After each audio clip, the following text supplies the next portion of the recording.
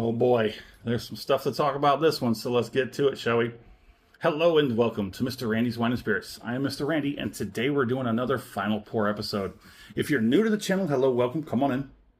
All my returning viewers, come on in, you know how we do, and you know how we're doing. So, let's do it. Final Pour episode of the Smokehead Sherry Cask Blast Isla Single Malt Scotch Whiskey, distilled and bottled in Scotland. Baby, there's that name again, Ian McLeod. So I have something to say about that. We'll get to it. 48%. 48%. You don't see that very often. But we have one that's 50%. And it's coming up. Yeah, I agree with everything on the backside there. Imported by Keeper's Quest. Sounds like some Dungeons and Dragons stuff we used to do back in the 80s. Cork pop. There we go. It is organic. It is nondescript. It will not be added to the hive, the combination. Here we go. Final pour. I think that neck's too long to do a headstand, but yeah. So about this Smokehead. Smokehead is a nondescript. They don't like to tell you what distillery they are sourcing their whiskeys from. You know, keep your secrets, wizard. So here's the thing about this one. But first, Mr. Randy does three-part series. Part one, off the rip, get it home, crack it open, have my first pour, share my first impressions with you because that's what we do. Part two, full review time. We drink it down halfway. You cannot see through that bottle. I wish I had my flashlight handy, but we're not going to stop the show. But right about here, after this first third of the bottle, it gets sort of murky, so you can put a flashlight behind it and you can see through it, but then it gets spotty, and then the halfway point you can't see anything. You can't see anything through that. It's locked out.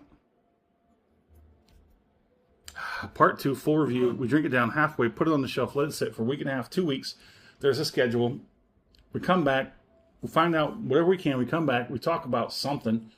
I score it, continue to drink it because part three, where we're at today, final pour, thusly named.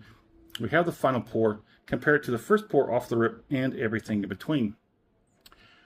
So, I want to be just straightforward and honest. I think this is kind of a gimmick bottle for people who need more sherry. And the sherry comes off somewhat artificial. That's just being real. It kind of rubs me in the wrong way in the sense that the sherry seems artificial. It seems more cherry than sherry should be. On the nose, you're definitely getting an Isla. You're definitely getting that like peaty, somewhat smoky, salty brininess that you get in most Isla. Not all Islas are peaty, smoky, briny. On the nose, you're getting that strong cherry sherry blast for sure. So if you're not into heavily sherried, overwhelmingly so, this is probably not the one for you. It's an interesting one. I absolutely enjoyed the experience. I don't know if I added the video into the full review, but here's that one particular video I like to add in just as of recently. Okay, so this is a Smokehead Blast. So I left it out overnight, and you can see that is just so delicious, isn't it? Look at that. Even got good rings around it.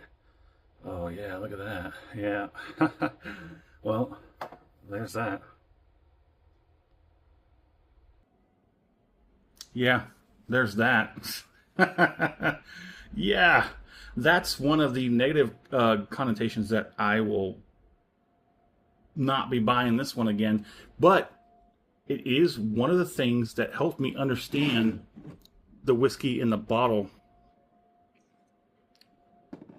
It's really helping me understand and make better choices. I hope that if you're watching my videos pretty much regularly, coming along with me on my journey, that you too are learning as I learn.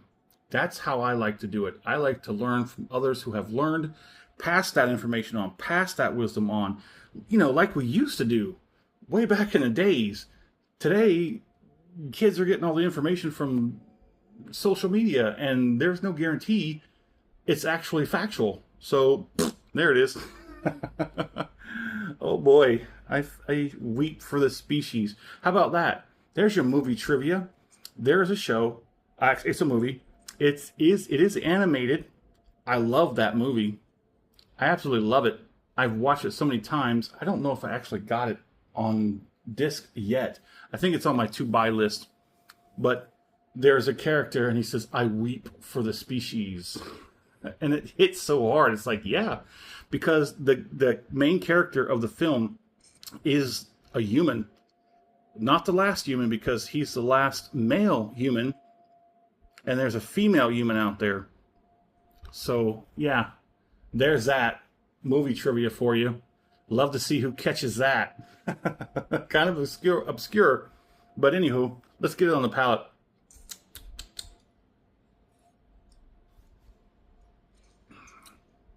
Don't get me wrong. This is a good scotch. I just think the sherry blast is a little too much.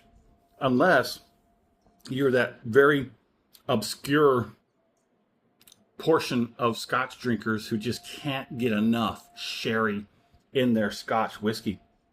This is for you, my friend. That one person, that 1 out of 100 people out there who's just like, I need more cowbell. Oh boy, oh boy, oh boy. That's heavily on the sherry, almost to the point where it's artificial. Let's go ahead and get this next one, and we'll move on.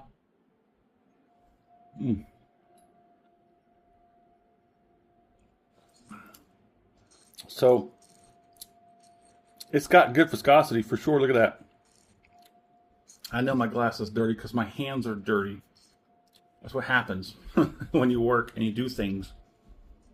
Your hands accumulate oil and dirt throughout the day.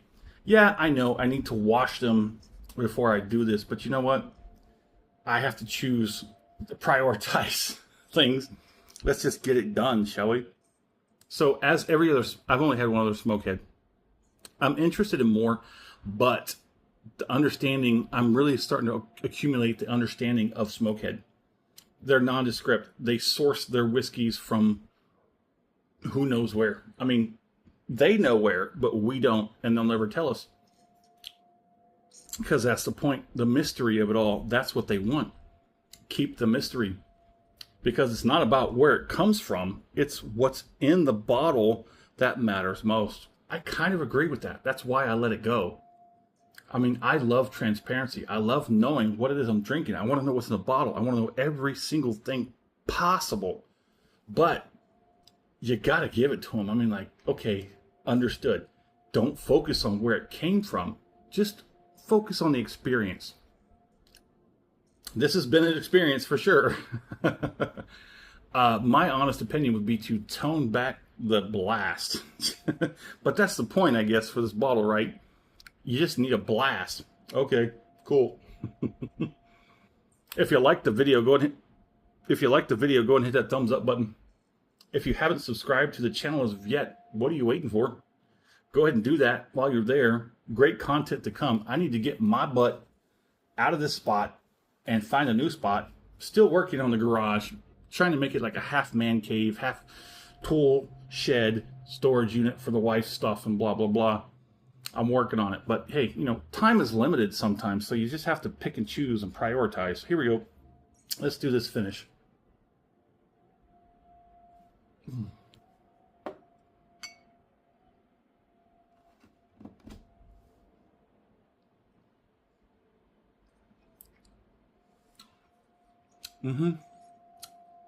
Absolutely. I would love to tone down the sherry about 2 notches.